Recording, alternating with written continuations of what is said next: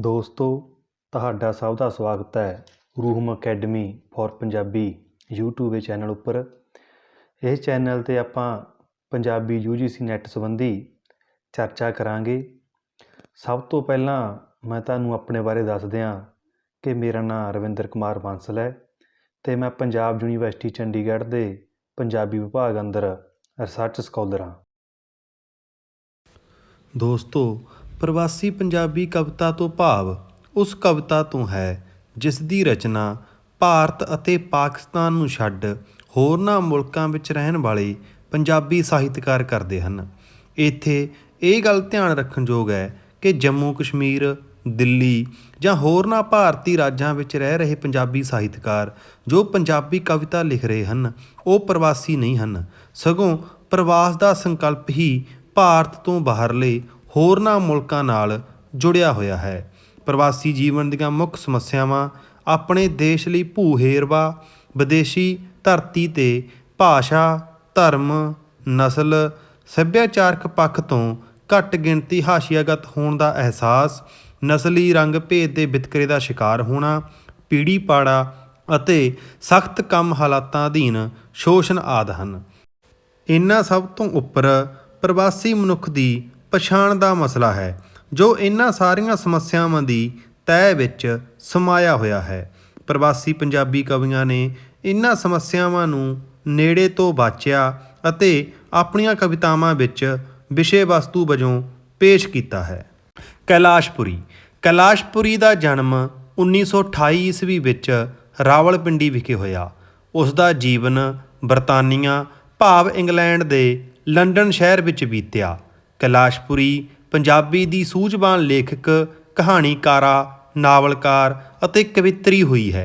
ਕਵਿਤਾ ਦੇ ਖੇਤਰ ਵਿੱਚ ਉਸਦੇ 4 ਕਾਵਿ ਸੰਗ੍ਰਹਿ ਬਿਵਨੀ, ਲਹੂ ਦਾ ਸਫ਼ਰ, ਨਾ ਸੀਮਾ ਨਾ ਸੰਮਤੀ ਅਤੇ ਮੇਰੀ ਕਵਿਤਾ ਪ੍ਰਕਾਸ਼ਿਤ ਹੋਏ ਹਨ। ਨਿਰੰਜਨ ਸਿੰਘ ਨੂਰ ਉੱਘੇ ਪੰਜਾਬੀ ਪ੍ਰਵਾਸੀ ਕਵੀ ਹਨ। ਉਸ ਦਾ ਜਨਮ 1933 ਈਸਵੀ ਵਿੱਚ ਹੋਇਆ। ਉਹਨਾਂ ਨੇ ਆਪਣੀ ਜ਼ਿੰਦਗੀ ਦਾ ਵਧੇਰੇ ਸਮਾਂ ਇੰਗਲੈਂਡ ਵਿੱਚ ਬਤੀਤ ਕੀਤਾ। ਉਹਨਾਂ ਦੇ 6 ਕਾਵਿ ਸੰਗ੍ਰਹਿ ਪ੍ਰਕਾਸ਼ਿਤ ਹੋਏ। ਮੁਕਤੀ, ਨੂਰ ਦਾ ਜਾਮ, ਹਯਾਤੀ ਦੀ ਹੂਕ, ਹੋ ਚੀ ਮਿੰਨ, ਹੜੱਪਿਆ ਤੋਂ ਹੀਰੋਸ਼ੀਮਾ ਤੱਕ ਅਤੇ ਓਜ਼ੋਨ ਦੀ ਅੱਖ। ਹੋ ਚੀ ਮਿੰਨ ਉਹਨਾਂ ਦਾ ਮਹਾਂਕਾਵਿ ਹੈ ਅਤੇ ਓਜ਼ੋਨ ਦੀ ਅੱਖ ਗਜ਼ਲ ਸੰਗ੍ਰਹਿ ਹੈ। ਸਮਕਾਲੀ ਜੀਵਨ ਦੀ ਗਤੀਸ਼ੀਲਤਾ ਦੇ ਚਰਮ ਅਤੇ ਤਬਾਹੀ ਦੇ ਵਰਤਾਰੇ ਦੀ ਇੱਕੋ ਵੇਲੇ ਨਿਸ਼ਾਨਦੇਹੀ ਕਰਨ ਦੀ ਸਮੱਗਰ ਚੇਤਨਾ ਦਾ ਸ਼ਾਇਰ ਹੈ।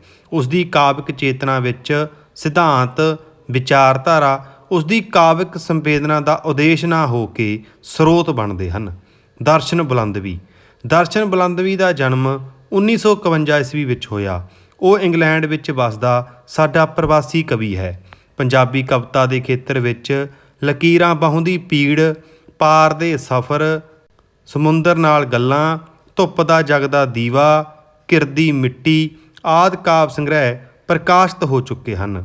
ਆਪਣੇ ਦੇਸ਼ ਨੂੰ ਛੱਡ ਪ੍ਰਦੇਸ਼ ਵਿੱਚ ਰਹਿੰਦੇ ਹੋਏ ਆਪਣੇ ਮੁਲਕ ਪ੍ਰਤੀ ਦਰਦ ਉਸ ਦੀਆਂ ਰਚਨਾਵਾਂ ਵਿੱਚ ਸਾਫ਼ ਝਲਕਦਾ ਹੈ। ਅਮਰਜੋਤੀ ਦਾ ਜਨਮ 1949 ਈਸਵੀ ਵਿੱਚ ਹੋਇਆ। ਉਸਨੇ ਆਪਣੀ ਜ਼ਿੰਦਗੀ ਦਾ ਜ਼ਿਆਦਾ ਸਮਾਂ ਨੀਦਰਲੈਂਡ ਵਿੱਚ ਬਿਤਾਇਆ।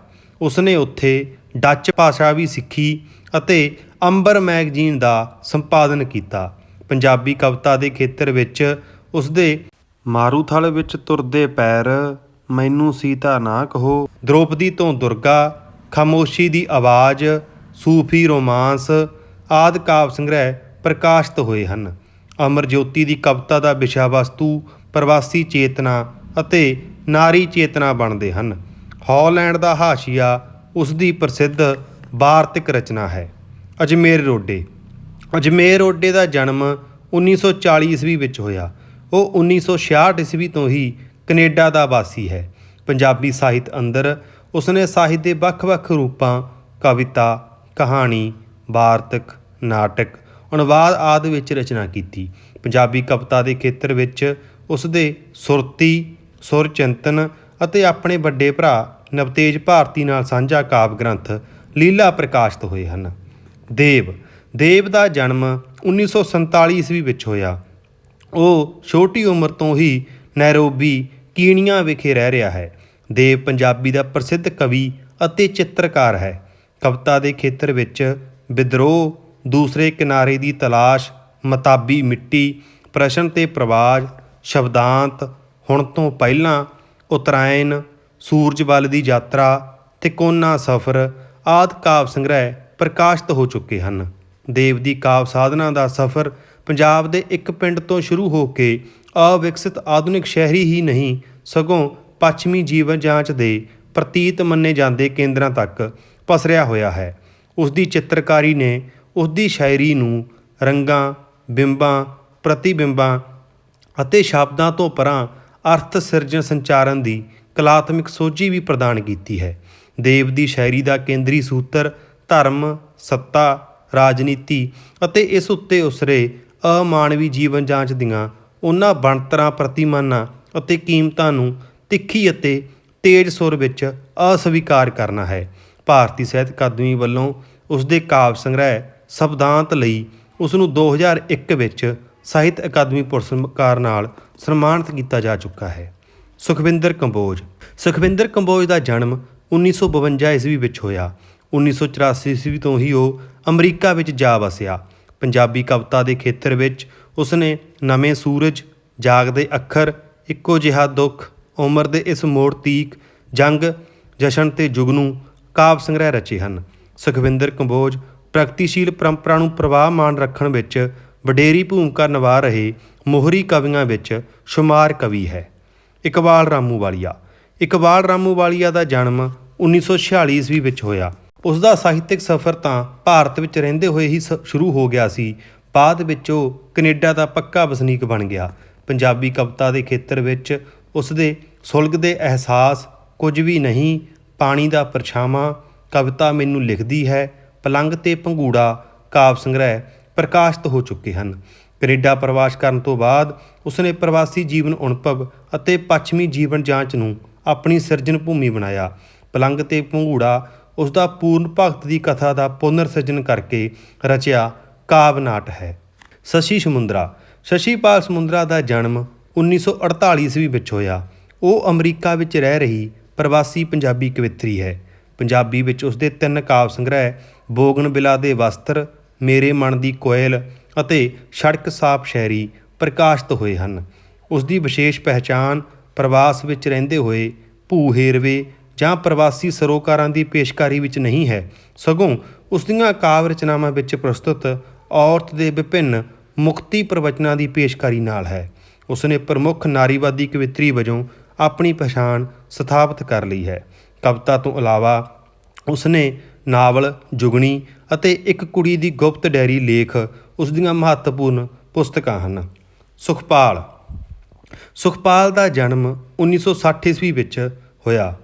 ਕੈਨੇਡਾ ਵਿੱਚ ਰਹਿ ਰਹੇ ਇਸ ਪੰਜਾਬੀ ਕਵੀ ਦੇ 3 ਕਾਵਿ ਸੰਗ੍ਰਹਿ ਚੁੱਪ ਚਪੀਤੇ ਚੇਤਰ ਚੜ੍ਹਿਆ, ਰਹਿਣ ਕਥਾਉ ਨਾਹੀਂ ਅਤੇ ਇਸ ਜਨਮ ਨਾ ਜਨਮੇ ਪ੍ਰਕਾਸ਼ਿਤ ਹੋ ਚੁੱਕੇ ਹਨ। ਉਸ ਦੀ ਕਵਿਤਾ ਅੰਦਰ ਜ਼ਿੰਦਗੀ ਦਾ ਸੱਚ ਵਧੇਰੇ ਪੇਸ਼ ਹੋਇਆ ਹੈ। ਉਹ ਭੂਤ, ਵਰਤਮਾਨ ਤੇ ਭਵਿੱਖ ਤਿੰਨਾਂ ਵਿੱਚ ਵਿਚਰਦਾ ਹੋਇਆ ਕਵਿਤਾ ਦੇ ਸਨਮੁਖ ਹੁੰਦਾ ਹੈ। ਉਹ ਨਿੱਜ ਤੱਕ ਸੀਮਤ ਨਾ ਹੋ ਕੇ ਬ੍ਰਹਿਮੰਡ, ਪ੍ਰਕਿਰਤੀ, ਇਤਿਹਾਸ ਵਿੱਚੋਂ ਹੁੰਦਾ ਹੋਇਆ ਸਮਕਾਲੀ ਰਾਸ਼ਟਰੀ ਅਤੇ ਅੰਤਰਰਾਸ਼ਟਰੀ ਮਸਲਿਆਂ ਦੀ ਗੱਲ ਕਰਦਾ ਹੈ।